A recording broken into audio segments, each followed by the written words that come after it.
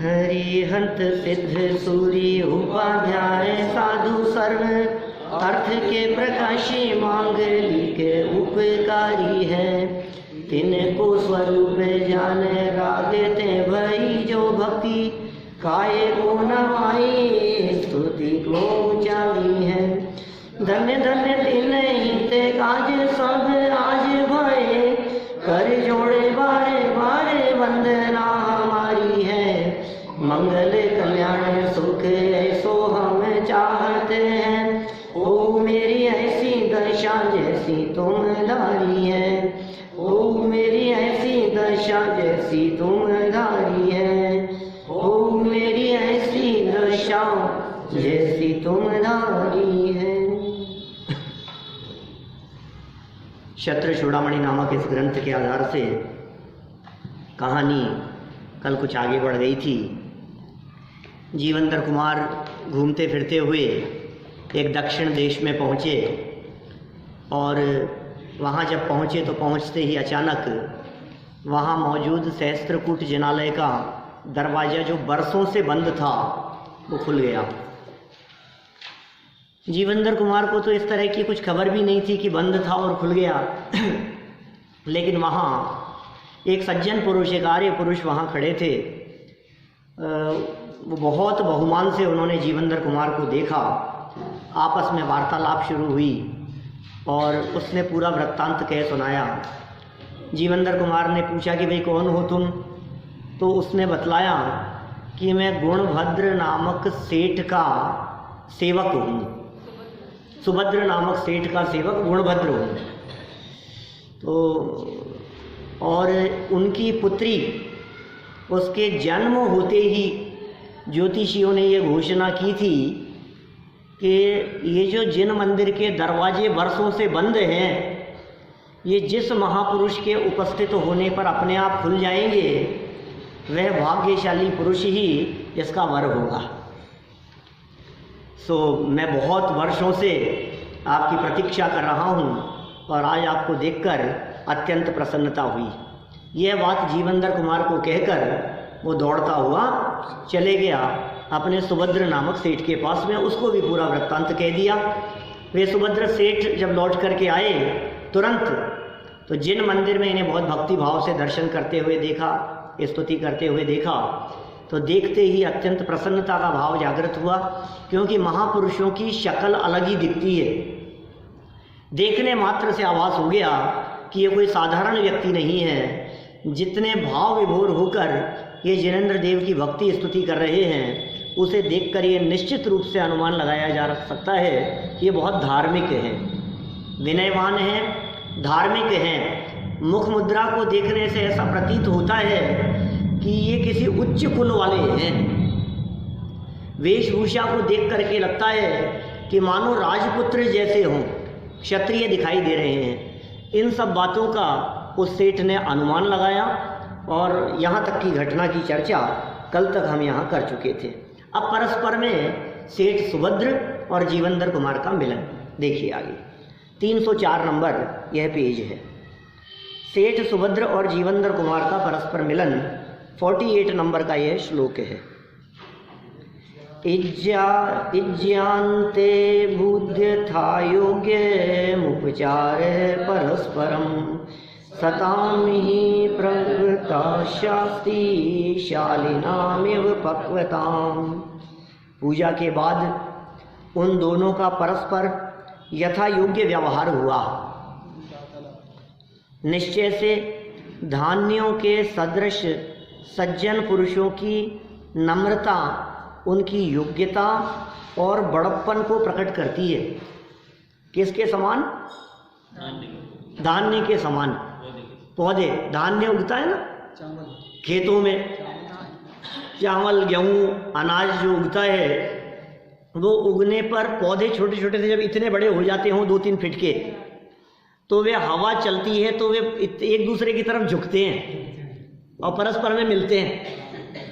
तो धान्य का उदाहरण देकर के, उपमा देकर के ये बात कही है कि विनम्रता और सरलता की वजह से उनका परस्पर आपस में एक दूसरे से वार्तालाप हुआ और मिलान हुआ।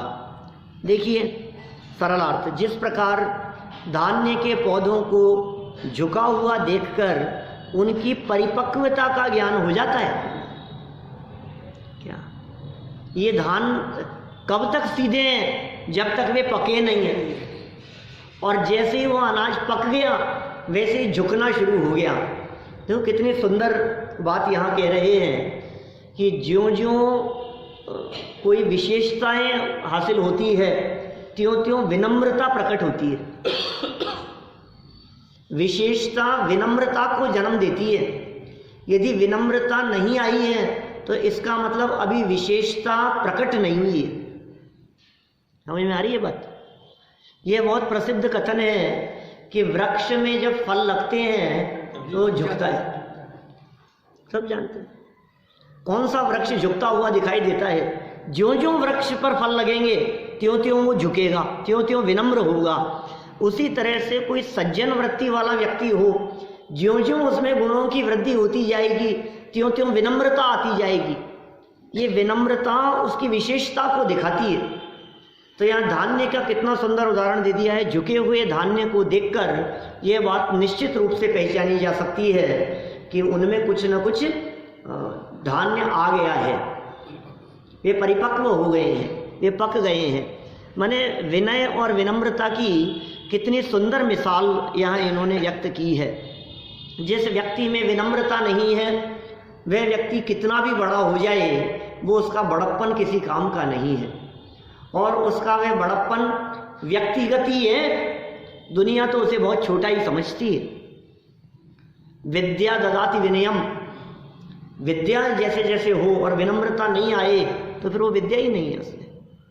आज तो उल्टा देखा जाता है, ज्यों ज्यों विद्या और ज्ञान प्राप्त करते रहते हैं त्यों त्यों अपने आप को बड़ा समझने लगते हैं। फिर पता है मैं हूँ कौन, तुम जानते हो मेरे को।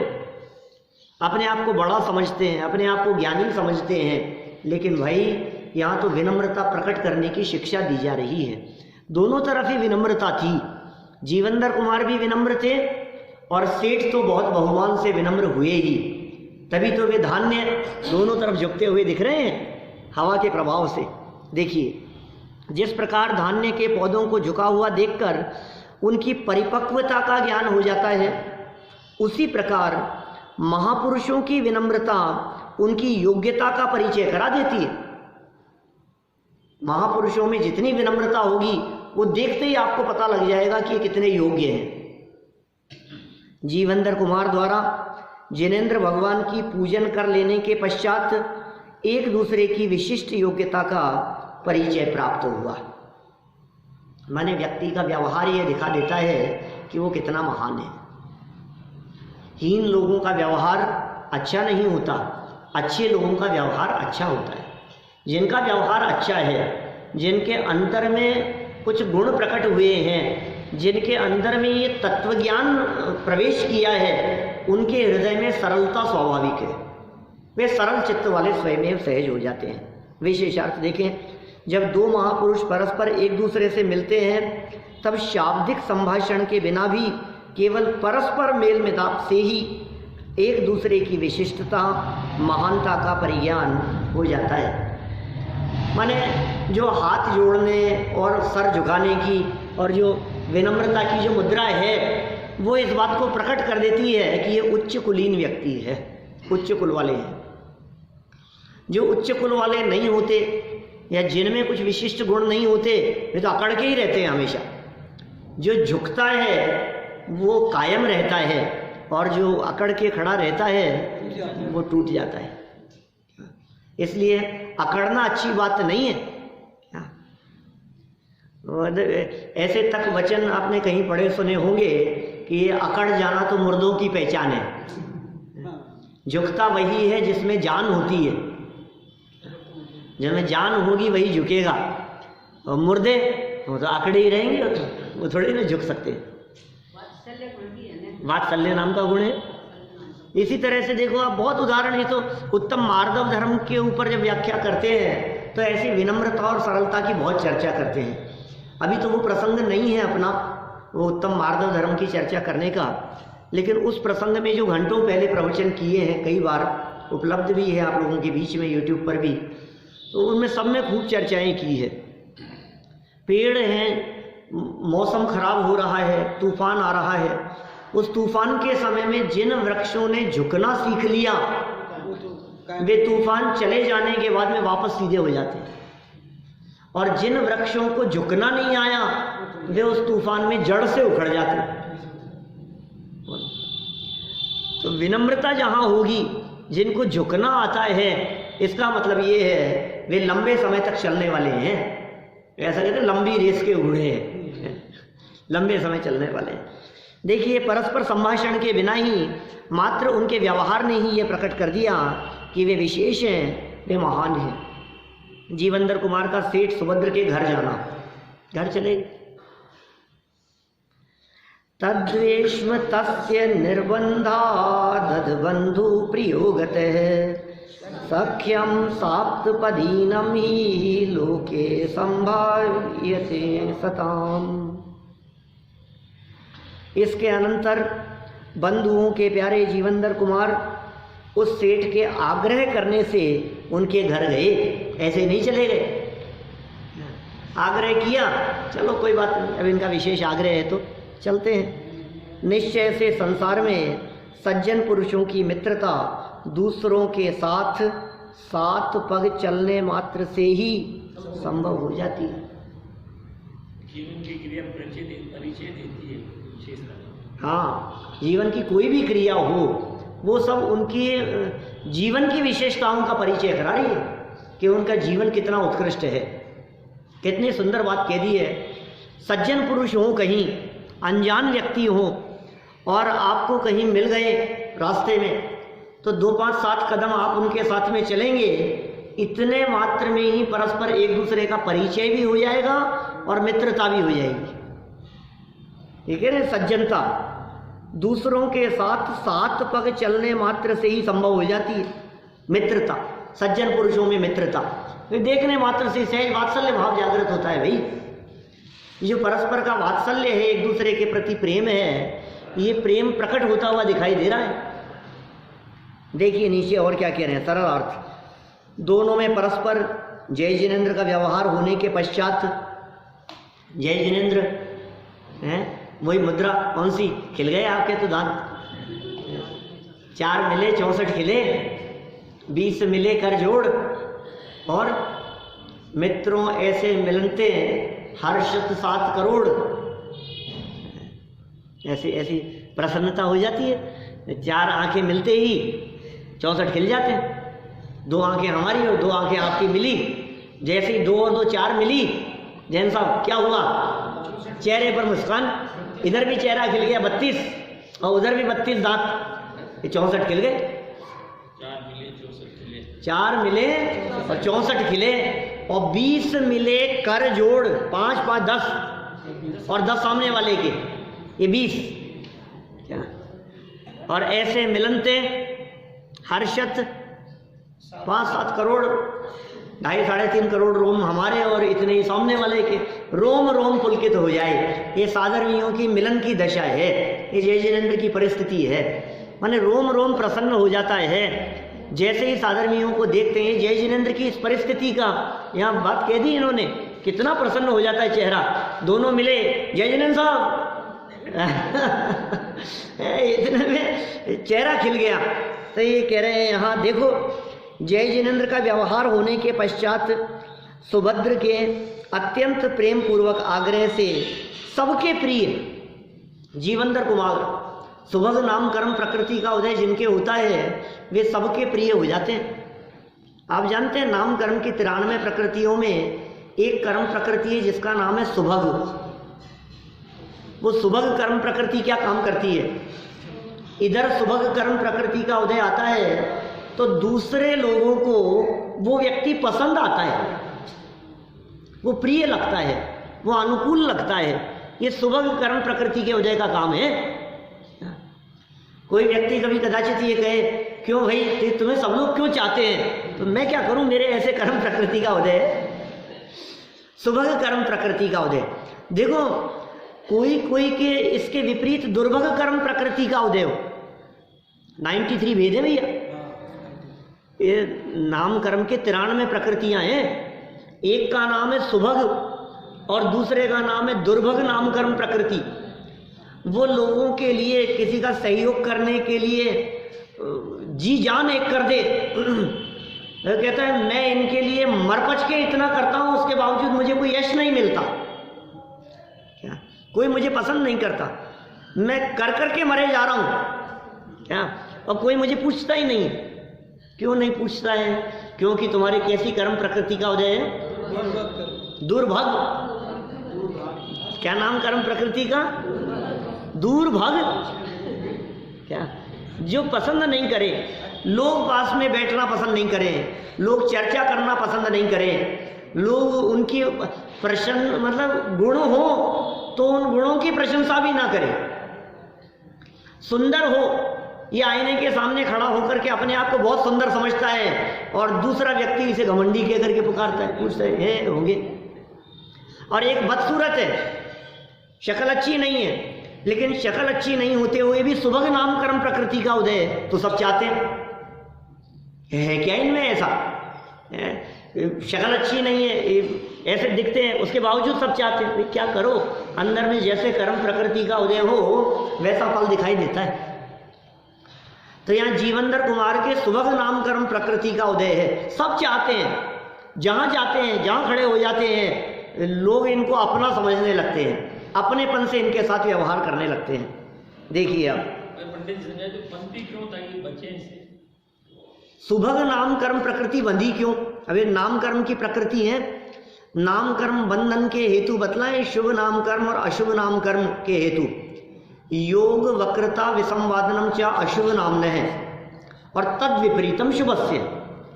योगों की वक्रता, मन वचन काय की वक्रता और परस्पर विसंवाद, इससे अशुभ नाम कर्म बनता है योगों की कुटिलता से। तो शुभ नाम कर्म कैसे बनता है? सरलता से, मन वचन काय की सरलता से सुभग नाम कर्म बनता है, शुभ नाम कर्म बनता है। मैं तो जब इन प्रकृतियों के बारे में चर्चा करता हूं तो मैं ये कहता हूं इन कर्म प्रकृतियों का गणित थोड़ा सा उल्टा है। कैसा उल्टा है?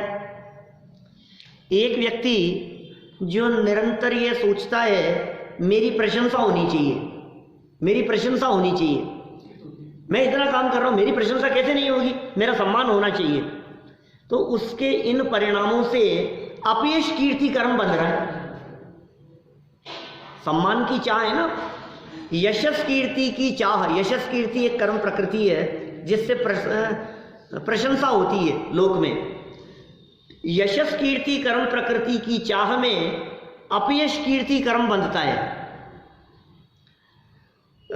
एक है शुभ नाम कर्म, एक है अशुभ नाम कर्म। एक कर्म प्रकृति के उदय से सुंदर दिखने रूप प्रवृत्ति होती है और दूसरे कर्म के उदय से बदसूरत दिखे, एक सुंदर और एक बदसूरत। तो जब ये जीव निरंतर ये सोचता रहता है मैं सुंदर दिखूं, मैं सुंदर दिखूं, मैं सुंदर दिखूं, तो इसका मतलब उसके साथ में बदसूरत नाम की कर्म प्रकृति बन रही है, अशुभ नाम कर्म बन रहा है। परिणामों का ही खेल है ये। आप जो सुंदर सुंदर सोच रहे हैं ना, इससे बदसूरत नाम कर्म बन रहा है, ये समझ लो। और 99% लोग अपनी सुंदरता के बारे में युवावस्था में विचार करते रहते हैं और यही कारण है कि वृद्धावस्था आते आते शक्ल बिगड़ जाती है। बताओ, सब सोचते रहते हैं ऐसा, मैं कितना सुंदर। मैंने 22-25 साल की उम्र में जो अपने सुंदरता के बारे में घमंड गर्व करता रहता है, मैं कितना सुंदर, मैं कितना सुंदर।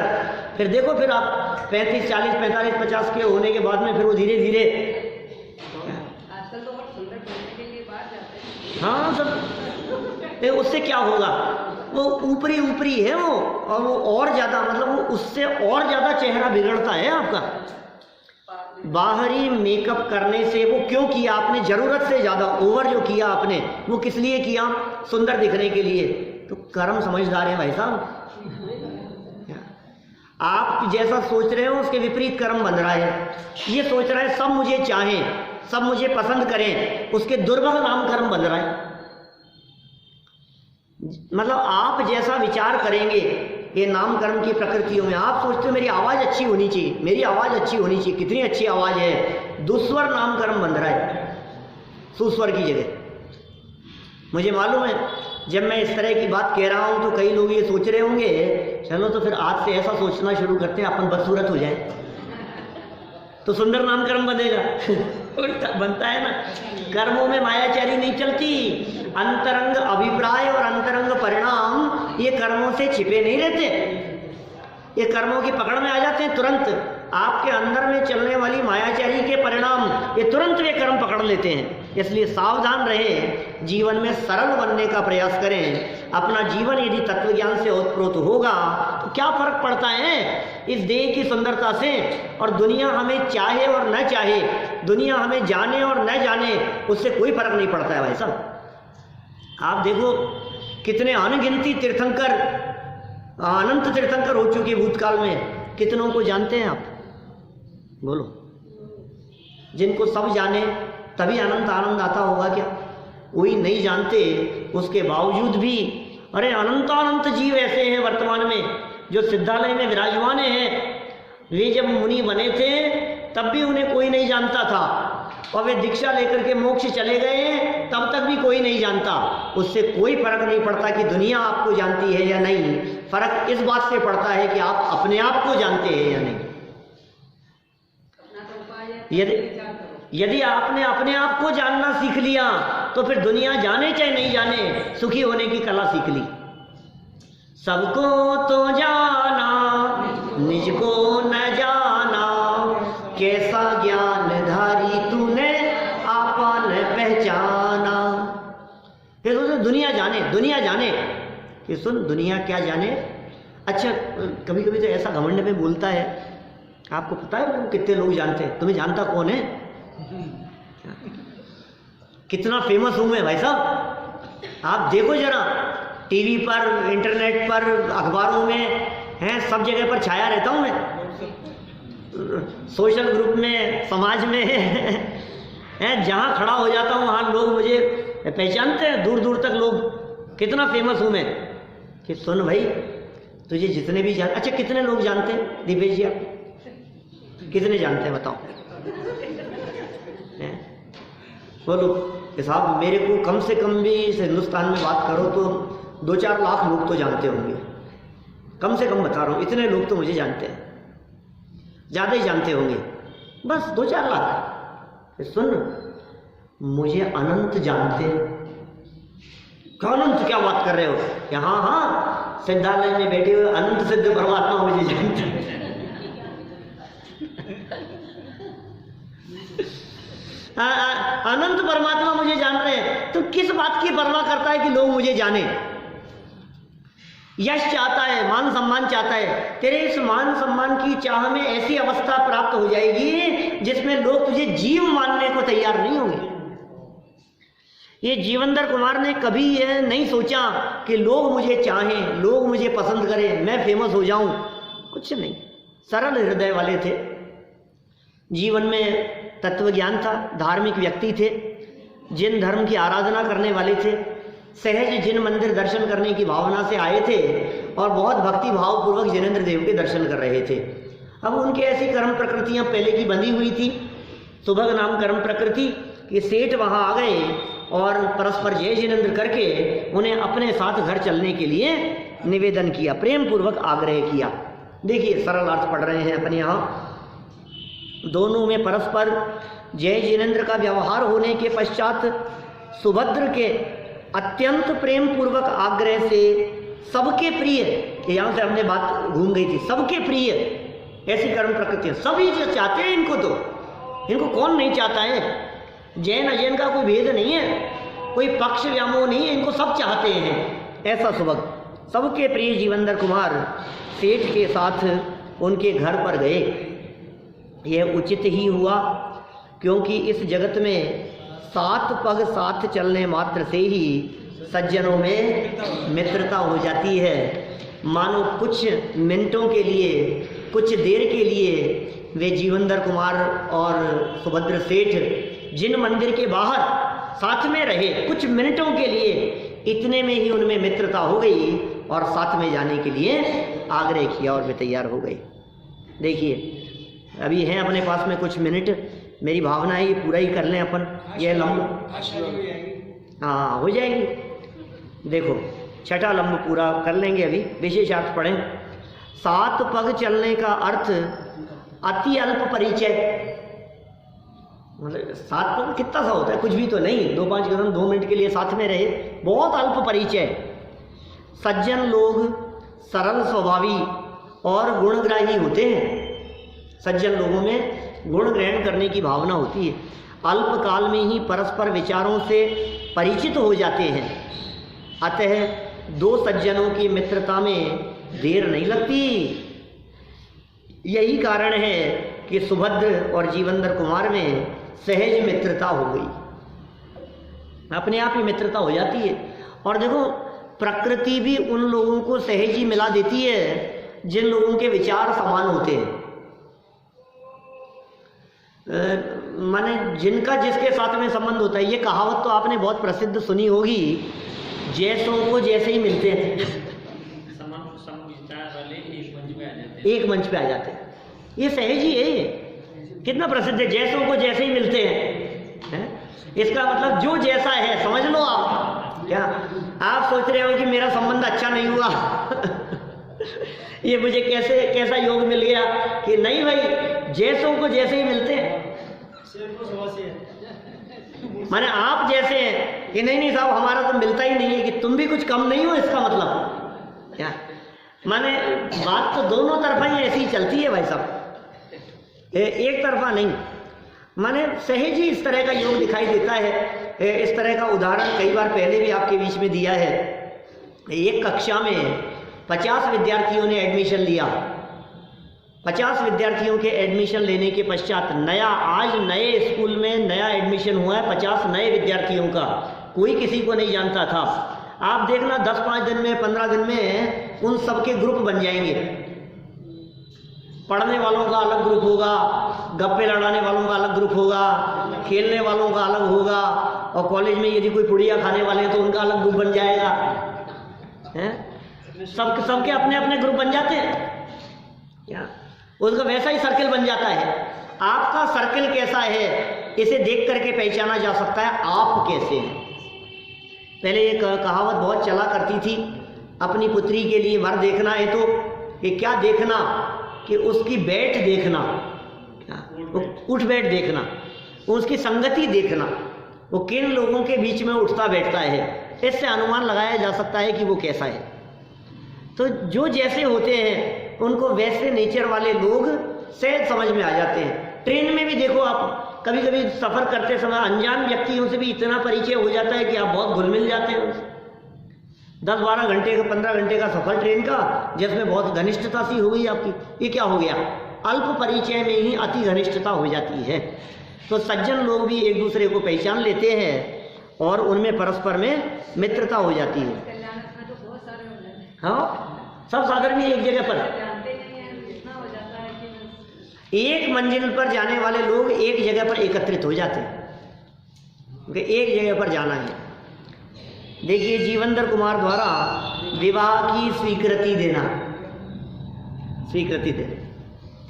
कन्यायाः कर पीड़ां च तद्दैन्यादन् वमन्यत आश्रयन्तीं श्रियं को वा पादेन भुवि ताड़येत। और जीवंदर कुमार ने उस सेठ की दीनता पूर्वक प्रार्थना से कन्या के अपने साथ विवाह को स्वीकार किया। जीवंदर कुमार भी समझ तो गए ही थे, सेवक ने भी कह दिया था। सेवक ने पहले ये बात कह दी थी कि भाई ज्योतिषी ने ऐसी ऐसी घोषणा की है। तो ज्योतिष सही होता है क्या, मानते हो क्या ज्योतिष को? क्यों था, अब ज्योतिषियों ने कह दिया, अभी तो नहीं करे तो नहीं करे, ज्योतिष क्या कर लेगा इसमें, बोलो। नहीं भाई, ज्योतिष ज्ञान सच्चा ज्ञान है और निस्वार्थ भाव से ज्योतिषियों द्वारा बतलाई गई बातें उनमें सच्चाई भी हो सकती है। उनको क्या लाग लपेट है, और ऐसी घटना घटी, आखिर वो घटना तो घटी ही ना किसी ज्योतिषी के द्वारा कही गई। आखिर वर्षों से बंद जिन मंदिर किसी पुण्यशाली के आने पर सहज खुली गया ना, इसका मतलब वो बात सच्ची होती हुई तो प्रतीत हो रही है ना। जो बात पिछले इतने 10-15 सालों के अंदर घटित नहीं हुई, आज वो अचानक दरवाजे खुल गए, इसका मतलब उस ज्योतिषी द्वारा कही गई बात सच्ची है।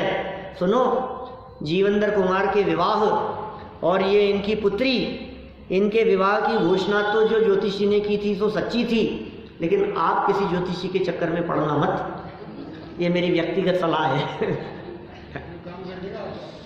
वो बिगाड़ देगा आपको, चौपट कर देगा सब, और फिर वो जो बात कह देगा ना, वो आपके दिमाग में इस तरह घर कर जाएगी कि हो चाहे नहीं हो, आपको वही वो दिखने लगेगा। तो आप सावधानी रहें, आप अपने आप पे भरोसा रखें, अपने उदय पे भरोसा रखें, और सर्वज्ञ परमात्मा के केवल ज्ञान पे भरोसा रखें। क्या जो जो देखी वीतराग ने, सो सो होसी वीराए। एक समय की पर्याय को आगे पीछे करने की सामर्थ्य किसी में नहीं है। एक समय की पर्याय को बोलो, ये ज्योतिषी क्या कर देंगे। और कदाचित कोई ज्योतिषी ये कहे कि इस मंत्र का जाप करो, ये ऐसा करो, इसका मतलब चौकड़ी लगा देना उसके चेहरे पर, ये तो खोटी बात करता है बिल्कुल। उससे पहले ये बात पूछो कि तुमने जो ये बात कही है, ये बात सच्ची है या नहीं, ऐसा होगा कि नहीं होगा। बोलो क्या कहना है तुम्हारा। 100% ऐसा होगा कि हाँ साहब ऐसा ही दिख रहा है, सच्ची है, सच्ची यही दिख रहा है मेरे को तो।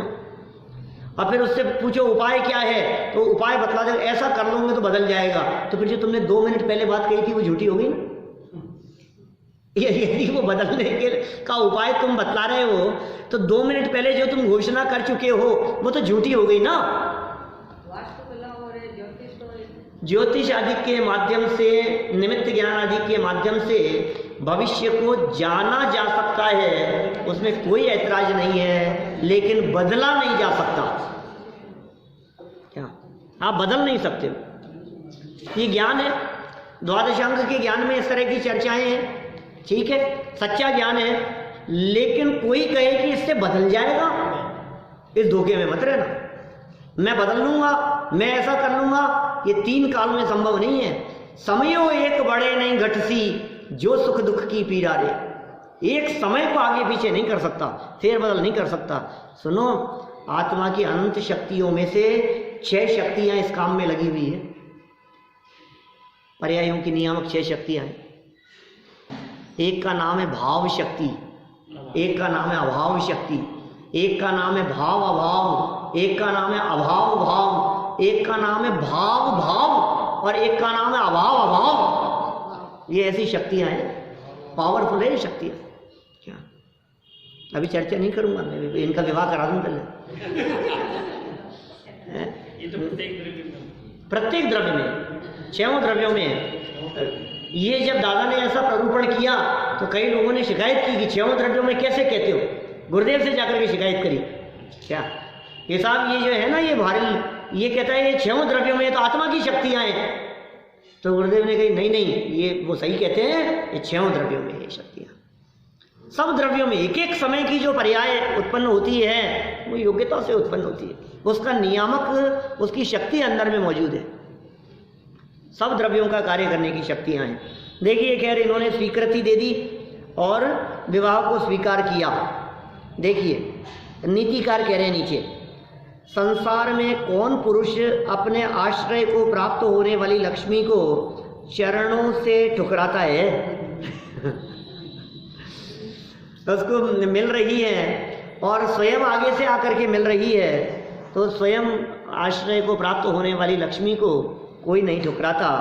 जीवंदर कुमार ने भी ठुकराया नहीं और सहज ही उसे स्वीकार कर लिया। हाँ, सरल अर्थ। घर पहुंचने के पश्चात सेठ ने जीवंदर कुमार का उचित आदर सत्कार किया।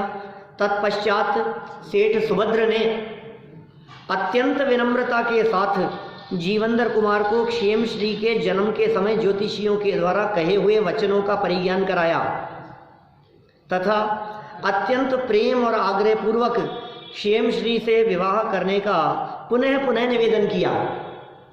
भाई ये ऐसी घटना घट गई थी, इसलिए हमारा निवेदन है कि आप इसके साथ में जीवन यापन करें, आपका विवाह इनके साथ में हो। जीवंदर कुमार ने भी परिस्थितियों का अवलोकन कर अपनी स्वीकृति प्रदान कर दी। ठीक ही है कि अपने आप प्राप्त होती हुई लक्ष्मी को सभी आश्रय देते हैं, कोई भी नहीं ठुकराता। माने जो लक्ष्मी सहज प्राप्त हो गई हो उसे कोई भी व्यक्ति ठुकराता नहीं है। ऐसी होनहार थी। उदय भी इनका इस प्रकार था। देखो आप, मुझे तो कभी कभी ऐसा लगता है कैसी स्वतंत्रता है, एक द्रव्य दूसरे द्रव्य का कर्ता धर्ता नहीं है। जीवंदर कुमार को दरवाजे खोलने का कोई विकल्प नहीं था और जीवंदर कुमार की वहाँ उपस्थिति और दरवाजों के खुलने का वो काल, ये दोनों का कैसा सहज में योग है आपस में कि अपने आप ऐसा ऐसा बनाव बन गया। जब तक दरवाजों के खुलने का योग नहीं था तब तक जीवंदर की उपस्थिति भी नहीं थी और दरवाजों के खुलने में निमित्त किसी और के बनने की योग्यता भी नहीं थी। जीवंदर कुमार में ऐसी योग्यता थी। जीवंदर कुमार ने खोलने का विकल्प भी नहीं किया।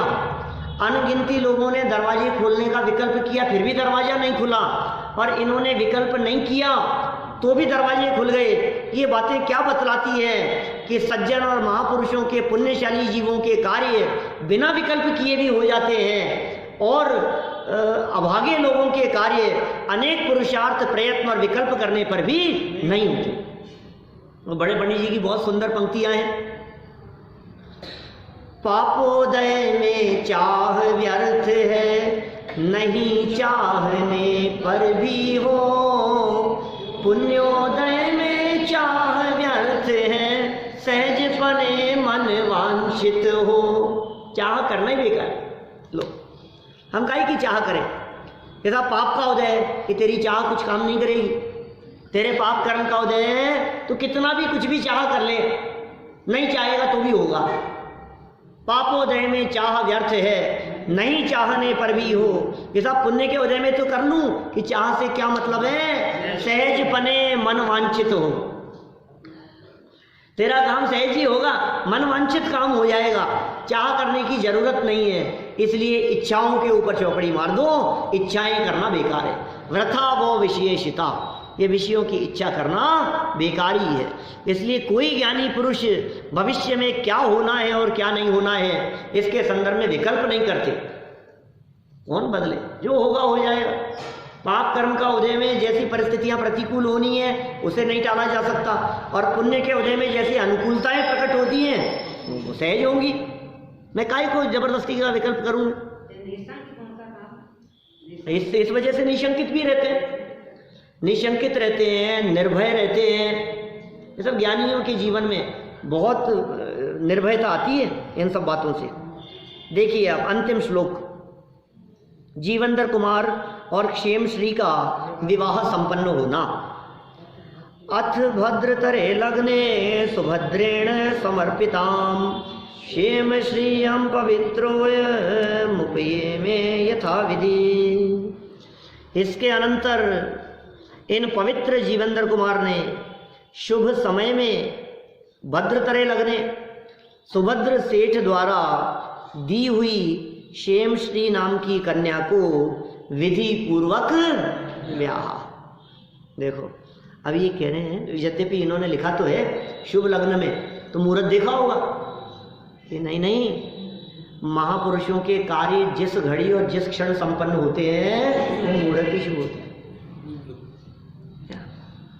परसों ऋषभदेव जयंती का कार्यक्रम है।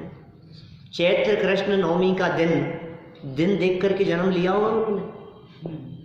बहुत शुभ दिन है चैत्र कृष्ण नवमी दिना। उस दिन उनका जन्म भी हुआ, उस दिन उनकी दीक्षा भी हुई। कितना उत्तम दिन है वो। तो दिन देख करके किया क्या काम उन्होंने? महापुरुष कार्य जिस दिन संपन्न होता है उनके जीवन में, वो तिथि, वो मुहूर्त, वो समय, वो दिन, वो अपने आप ही श्रेष्ठ हो जाता है। इसलिए यहाँ शुभ लग्न में यह सेठ द्वारा दी गई कन्या को उन्होंने स्वीकार किया और विधि पूर्वक उनका विवाह हो गया। सरल अर्थ, सेठ सुभद्र द्वारा अर्पित कुमारी क्षेम श्री का शुभ विवाह यथा विधि सम्माननीय जीवंदर कुमार के साथ शुभ बेला में शास्त्रोक्त विधि से संपन्न हुआ। तो इस तरह इनका योग्य रीति से विवाह संपन्न हो गया। और इति श्री वादीप सिंह सूरी विरचिते क्षत्र चूड़ामणौ क्षेम श्री लंबो नाम षष्ठो लंब है। इस तरह छठा अध्याय अपना यहाँ संपन्न हुआ। कल सप्तम अध्याय की चर्चा हम प्रारंभ करेंगे।